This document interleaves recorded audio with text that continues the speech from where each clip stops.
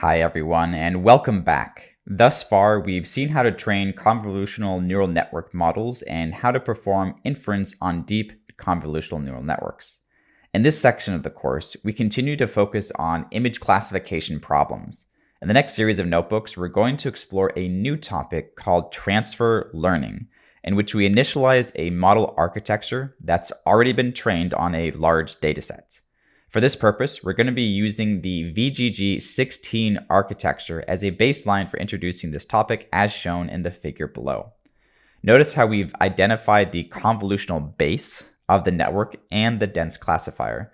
You can think of the convolutional base as a feature extractor, which supplies abstract representations to the dense classifier. When a model like this is trained on a large dataset like ImageNet, the weights that are learned by the convolutional base are general enough that they can be applied to numerous other types of datasets. However, since the dense classifier is specific to the number of types of classes in ImageNet, it must be replaced with a new dense classifier and retrained on a dataset of interest. In this notebook, we're simply going to start by training VGG 16 from scratch on the types of balls dataset before we introduce examples of transfer learning in the next two videos. This will allow us to introduce the processing pipeline that we'll use in subsequent notebooks and allow us to establish a performance baseline for this new classifier.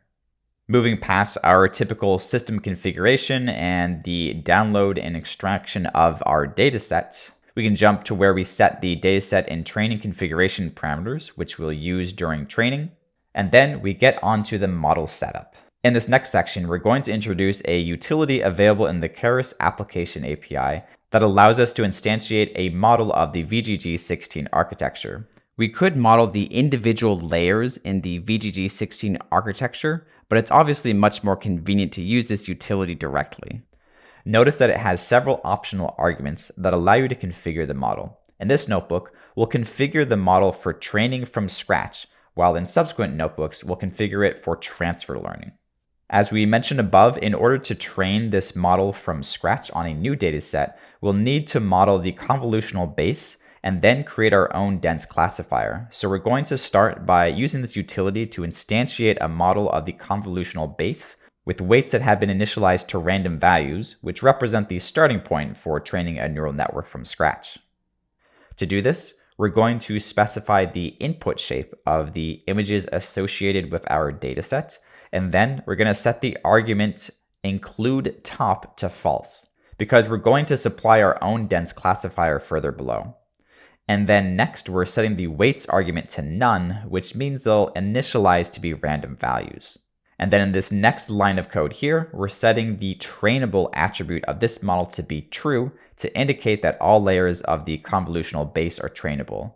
This happens to be the default, but we're setting it here just to be explicit. And then we're printing a summary of the convolutional base below. So you can see here the total number of trainable attributes, noticing that all attributes are in fact trainable. Moving along to the classification layer, as we mentioned above, we need to create a new dense classifier, and we also need to finish configuring the entire model. So let's take a look at those implementation steps in detail in this next code block. The first thing we need to do is call the preprocess input function, which is a required preprocessing step that is specifically designed for the VGG 16 model, which converts the input images from RGB to BGR and zero centers each of the color channels with respect to the ImageNet dataset. Then we're going to pass the outputs of that preprocessing function to the convolutional base, and then we're going to flatten the output in preparation for the dense classifier. The choice of number of layers and nodes per layer is somewhat arbitrary, but in this example, we're choosing to implement just a single dense layer with 256 nodes. And then finally, we're going to connect the output of that dense layer to a softmax output layer, which contains 10 nodes for each of the 10 classes of our balls dataset. And then to create the model, we need to call the model class in Keras as shown below. Now we're ready to prepare the data by creating batch dataset objects for both training and validation. Here, we're using the previously shown image dataset from dictionary function to conveniently get access to our data files. And then, as we've done before, we're going to use the training batch dataset object to display some of the images from the dataset. We think it's useful to remember to explore your dataset so you can get a sense of what your model is training against. And moving along, we're now ready to compile and train the model. Since we've reviewed this process several times in previous notebooks, let's continue on and take a look at the training results. As you can see in the training results below, there's quite a bit of overfitting. We can tell this because the validation loss stops decreasing after the first 7 to 8 epochs, while the training loss continues to decline. Likewise, in the accuracy plot, the validation accuracy plateaus at around 78%, while the training accuracy reaches 100%. This level of accuracy is really the best that we can do in this situation, unless we acquire more data, use data augmentation, or use other techniques such as dropout to mitigate the overfitting. But in this video series, we'd like to show how transfer learning can be used to repurpose a model like VGG 16 for use on our own dataset, and that's going to be the focus for our upcoming videos. But before we continue with that topic, let's look more into our model accuracy and some individual results in the validation dataset.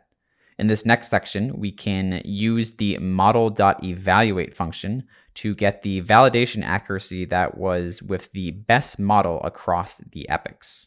Then moving on to display some wrong predictions. The function below is very similar to what we've used in previous notebooks, but in this case, we're only plotting images from the validation dataset that were incorrectly classified.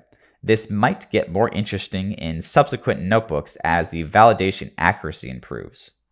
So to summarize the key learning points from this notebook, we provided an example on how you can use the Keras application API to load a model directly without having to create the individual layers from scratch. We showed how to add a new dense classifier to the convolutional base to create a new model that can be trained from scratch. And finally, we showed that training such a large model from scratch on a small amount of data is not a practical approach due to the large amount of overfitting that occurs.